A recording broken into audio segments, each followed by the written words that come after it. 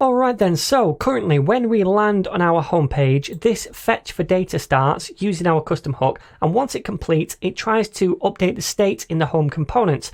And we see that effect right here because when the state changes, we output that to the DOM, that data.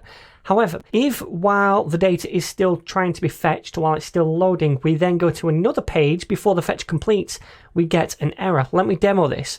I'm going to go to new blog first, then home, then quickly back to new blog. Now the fetch is still going on in the background once we've switched to add a new blog.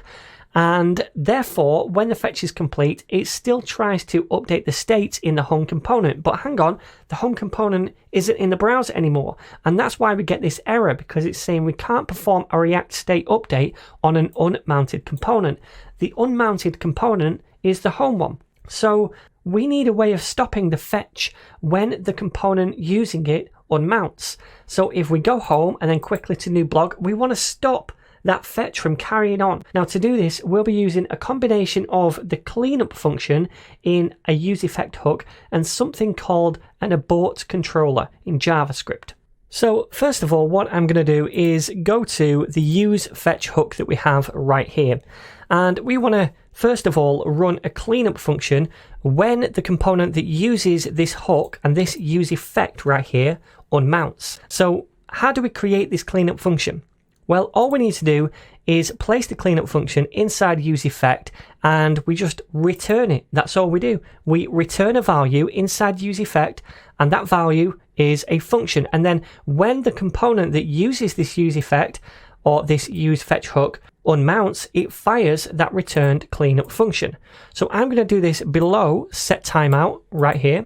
So I'm going to say return, and it's just going to be a function, and all I'll do for now is log to the console a message cleanup so that we know when this has run. So now if we were to go over here and I'm going to refresh and then go to the home component, then I'm going to wait for the data and move away, and we can see the cleanup function ran. But also if we move quickly away, we see it run again. So it's at this point that we actually want to stop the fetch that's going on in the background so that we don't try to update the state. So how do we do that?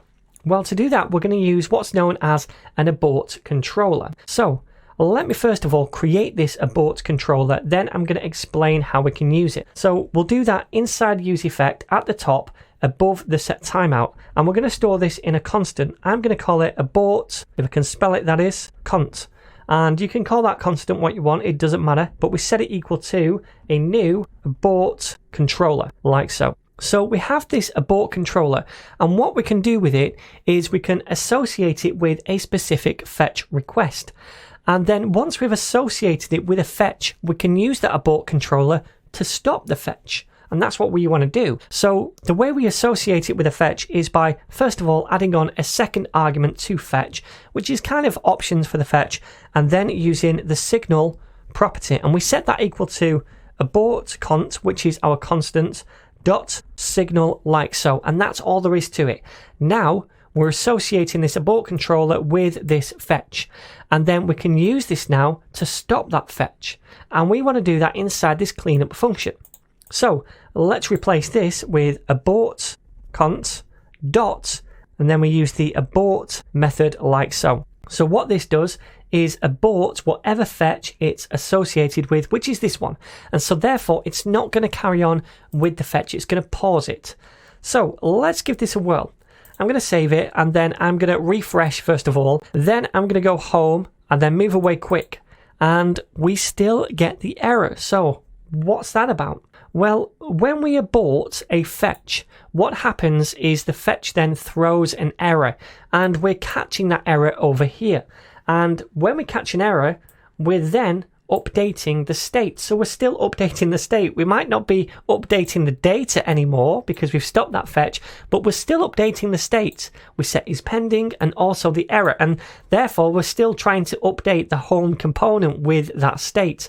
So what we want to do is we want to recognize that error inside this catch block, and if it's a specific type of error, if it's an abort error caused by us, then we don't want to update the state. So let's do that if check right here. I'm going to say if and then error dot name, we have a name property on the error object.